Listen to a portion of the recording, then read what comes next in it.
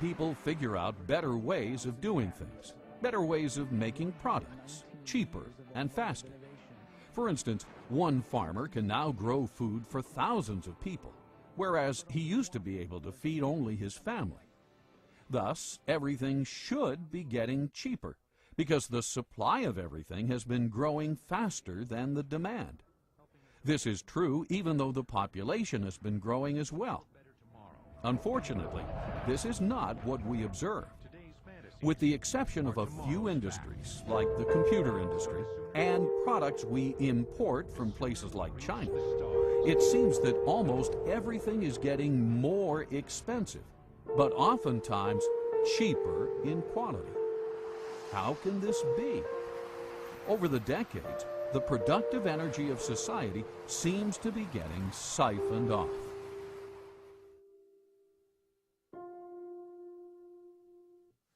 Well, it's hard to predict, but I certainly think it's possible, because I think the financial bubble worldwide is something that we have never experienced before. We've had tastes of that, but Alan Greenspan in one way is a genius, and in another way he is an unbelievable threat to us. He's a genius in the sense that in a technical fashion he's been able to keep this system of inflation together longer than anybody else has been able to, especially in this last go-around from 2000 on. With the collapse of the NASDAQ bubble, we really didn't have much of a recession, because he immediately started inflating massively, taking interest rates down to 1%, and now, of course, he's a little bit frightened about the bubble, and he's curtailing credit to some degree, but the dollar has become the gold of the world. The world central banks have accepted the dollar as if it were gold. Greenspan claims that they have gotten the paper money to act as if it is gold, which I strongly disagree with, and all the hard money people disagree with. But I believe he's been capable of creating this huge financial bubble, and the world has not yet seen what may come of this. So I suspect that depending on when it comes and what we do, it could very well end up into a much worse situation than the Great Depression. But if the country decided, well, something has to be done, and we went to a gold standard and limited the creation of credit, curtailed the power of the Fed, I think it would iron out all our difficulties. When Argentina periodically would just quit inflating and maybe tie their currency to even the dollar, price inflation went like from hundreds of percent per year down to 2% or 3%. So it's rather rapid. So you would see an immediate benefit. You would iron out the severe swings in the business cycle.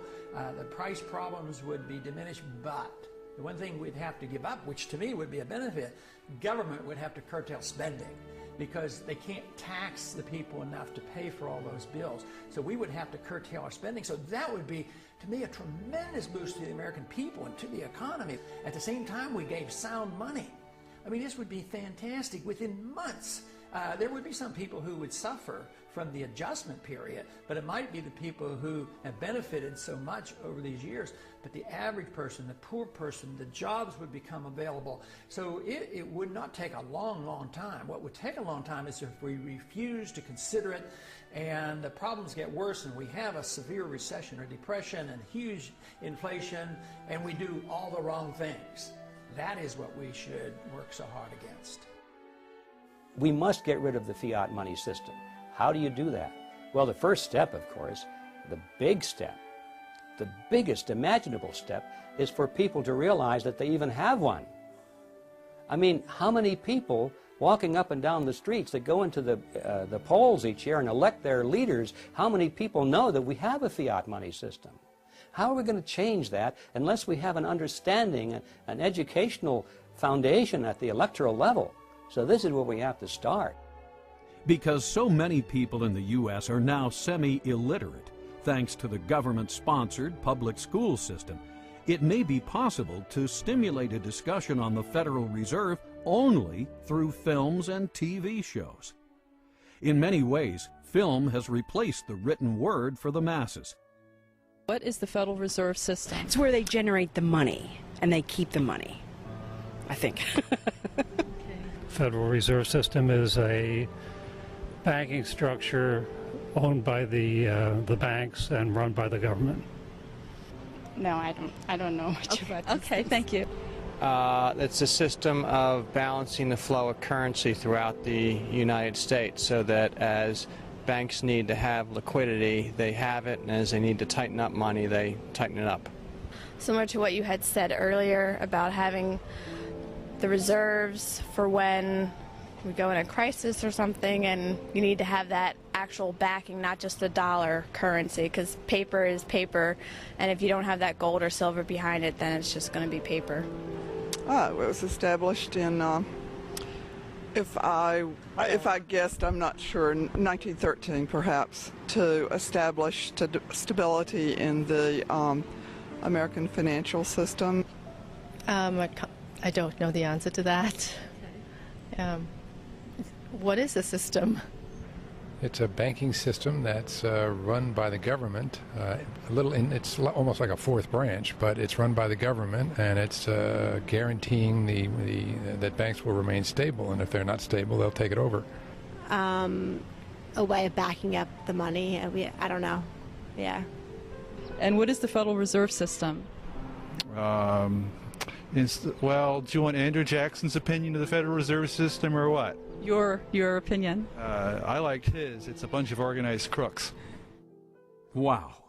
Now that citizen is informed. Too bad everyone is not as aware of how far we have strayed from our founding principles. Well, the major problem you have not only with the Federal Reserve System, but with any statutory structure that's unconstitutional, is it doesn't square with what's called the Supremacy Clause. The Constitution, which has the Constitution and laws passed in pursuance thereof, that is, constitutional laws are the supreme law of the land. So obviously you have a statute that doesn't square with the Constitution, it's void. It is not a law, in fact. So the question then arises, well, how does that square with the oath of office of representatives, senators, judges? And the answer is it doesn't. That when they come face to face with a statute that is in contradiction of the Constitution, they are to treat the Constitution as the supreme law and treat that statute as void. So that's number one. Here we have a system, the Federal Reserve System, that has all of these constitutional problems, and everyone is essentially looking in the opposite direction. So that doesn't square with the oath of office.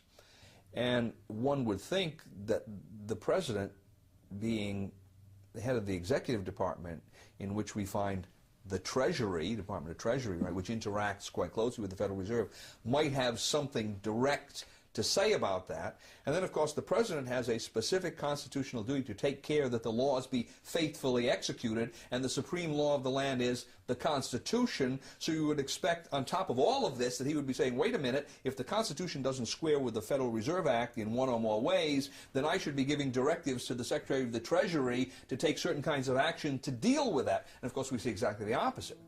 We see the Federal Reserve people, usually the chairman of the Federal Reserve comes to Congress, and he tells Congress directly, and usually tells the president at least indirectly, here's how monetary policy is going to be implemented.